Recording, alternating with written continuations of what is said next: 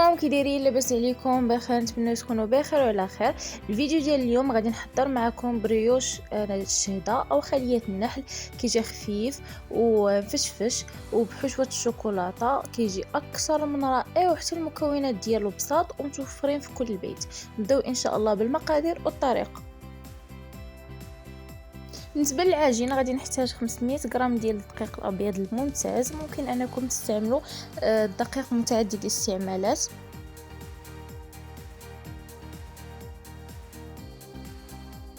معلقه كبيره من الخميره الفوريه،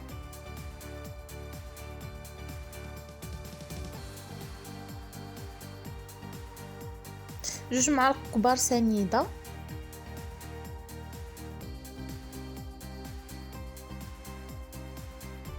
قبيصه ديال الملحه،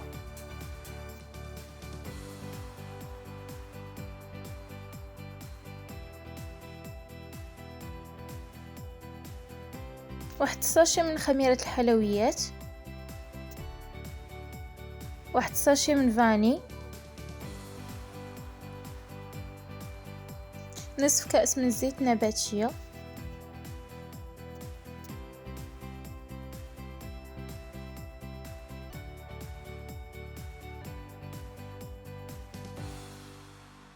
وواحد الياغورت طبيعي. صافي، هادو هما المكونات ديالنا. نبداو ان شاء الله بالطريقه.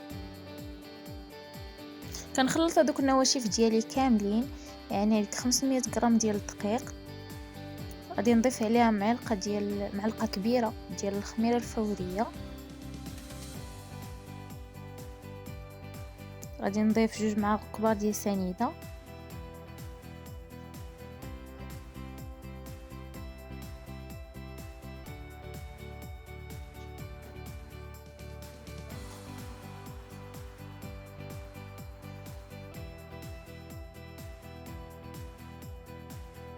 قبيصه ديال الملحه،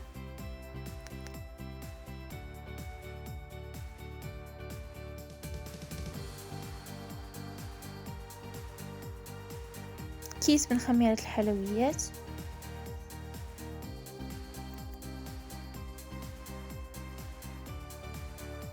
سكر فانيلا،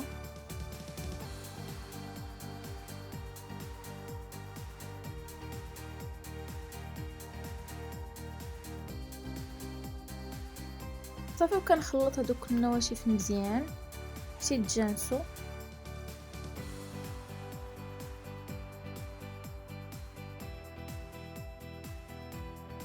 من بعد غادي نضيف لهم نصف كأس من الزيت النباتيه،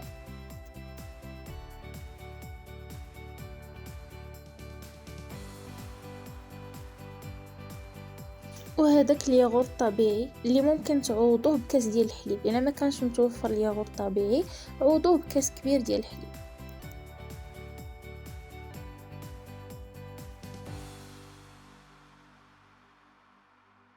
صافي، ونجمع العجينه ديالي بالماء دافي.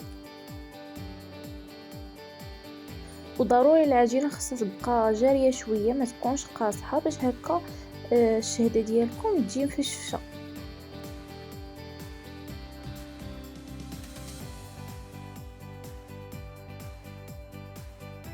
انا تقريبا ضفت ليها 2 كيسان ديال الماء دافي، ولكن عاوتاني على حسب النوعيه ديال الدقيق. كاين النوعيه اللي كتشرب والنوعيه اللي ما كتشربش. المهم ان العجينه خاصها تبقى مرخوفه، يعني جاريه شويه وكتلصق في اليدين.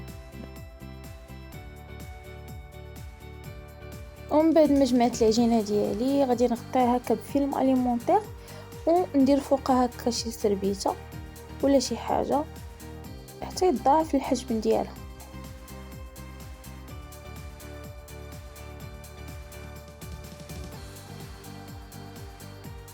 كيف ما كتشوفوا، من بعد ما ضاعف الحجم ديال العجينه ديالي غادي نحيد ليها هكا الفيلم اليمونطير، وغادي نخرج منها هذاك الهواء كامل.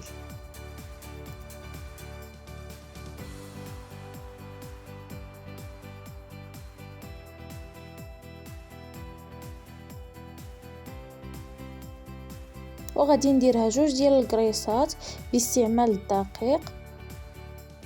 ضروري البنات تستعملوا الدقيق حيت العجينه يعني مرخوفه غتلصق ليكم.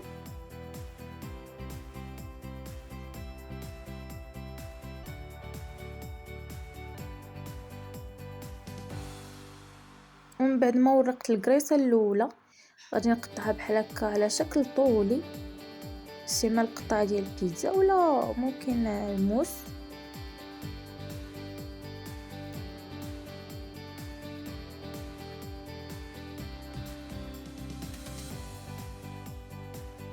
وغادي نعاود نقطعها هكا في الاتجاه المعاكس بالعرض.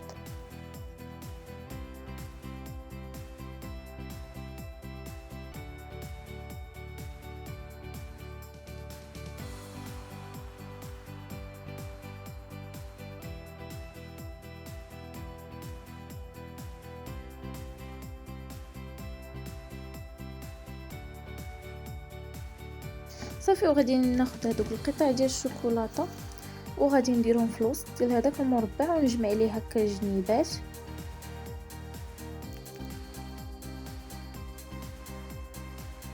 كنجمعوا الاطراف بهذه الطريقه ومن بعد كنجمعوا هكا الجناب مزيان كيف ما كتشوفوا.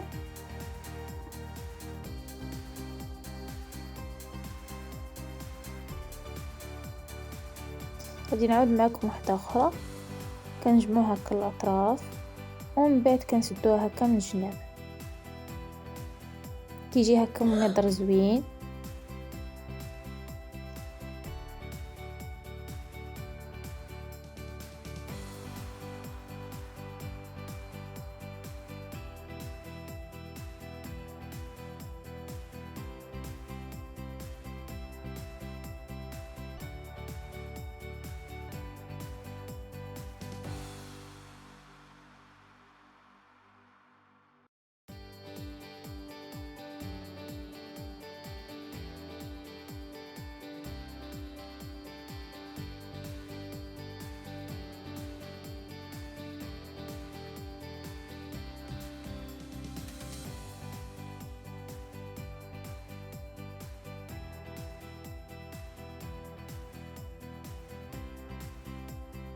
ومن بعد ما سايرت الكريسات ديالي بجوج بنفس الطريقه غادي نحطهم هكا في شي صينيه ديال الفران، نحطو وحده حدا الاخرى باش هكا ملي يخمروا عطيونا داك الشكل ديال الخليه ديال النحل.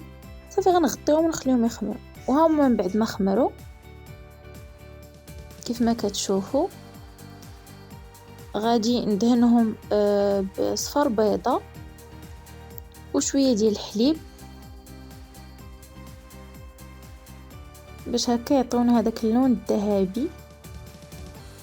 غادي ندهنهم مزيان.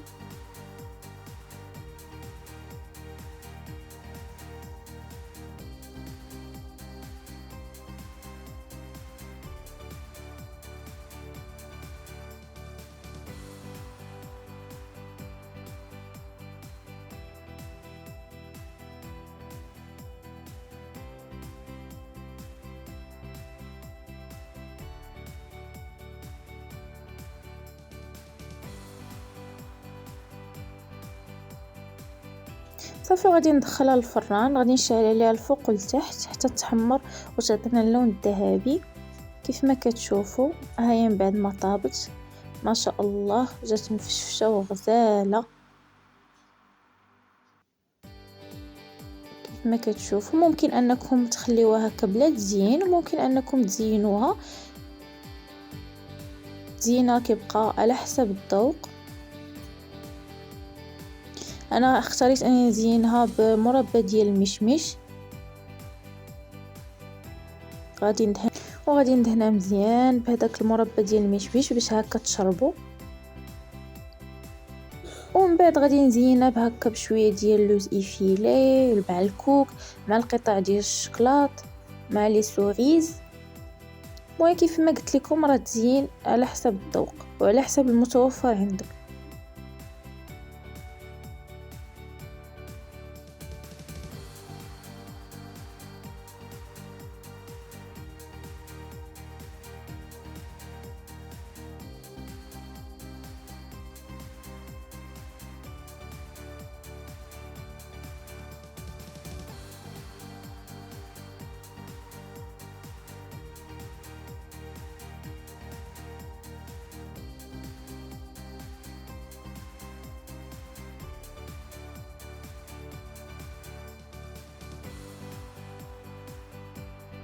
وها الشهدة ديالنا كي جات غزالة، غير جربوها اكيد ما غاديش تندموا. وحتى المقادير ديالها اقتصاديين بزاف، غنقطع لكم هكا مورسو باش تشوفوها من الداخل. وهذه كانت الوصفه ديال اليوم، ما بقى لي غير نقول لكم استودعكم الله الذي لا تضيع ودائعه. تلقاو ان شاء الله في وصفه جديده وفيديو جديد.